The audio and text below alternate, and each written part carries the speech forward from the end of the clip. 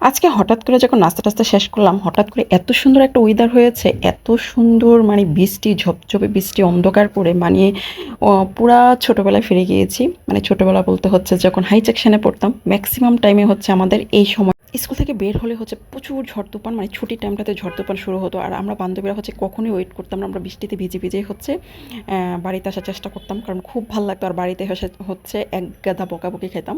মানে মা, বাবা, ফ্যামিলিতে যারা ছিল তাদের থেকে।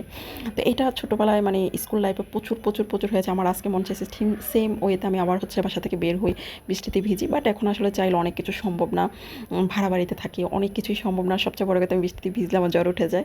তো ইচ্ছা থাকা সত্ত্বেও আসলে করা সম্ভব না।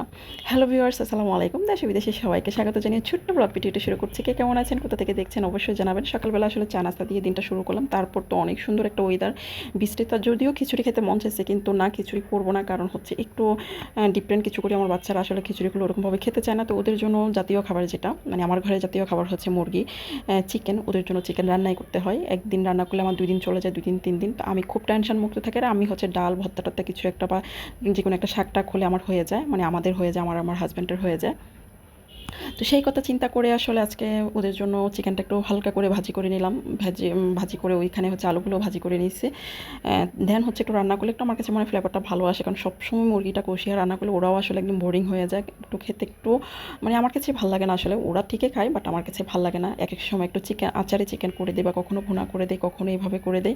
আসলে একেকবার একেক রকম করার চেষ্টা করি। কখনো সাদাভাবে একটু রোস্ট টাইপের করে দিই, মানে যেন ওদের যেহেতু একটা খাবারই খায়, তো চেষ্টা করি এটাকে একটু ডিফারেন্ট ওয়েতে করার জন্য।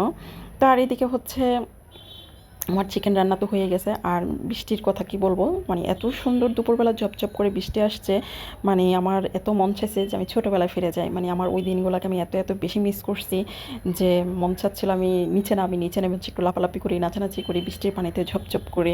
ঠিক আছে, কিন্তু আসলে এখন চাইলেও সম্ভব না। আমার সাথে আমার 2 বাচ্চা, আন্ডা বাচ্চা দুজনে হচ্ছে আমার সাথে যোগদান করবে। আর ওরা তো বৃষ্টির পানি লাগলে হচ্ছে ওদের জ্বর এসে যায়। মানে ওরা আসলে এটা ফিলও করতে পারে না। আমি যখন এই কথাগুলো বলতেছি আমার ছেলেকে, বা ওরা আসলে এটা বুঝেই না। কী বলো আম্মু, তুমি বৃষ্টিতে এমন এমন করতে? আমাকে হ্যাঁ বাবা, অনেক আনন্দ করতাম। ওরা এটা বিশ্বাসই করে না, কারণ ওদেরকে তো আমি এখন দিই না, তাহলে আমাকে কে দিয়েছে?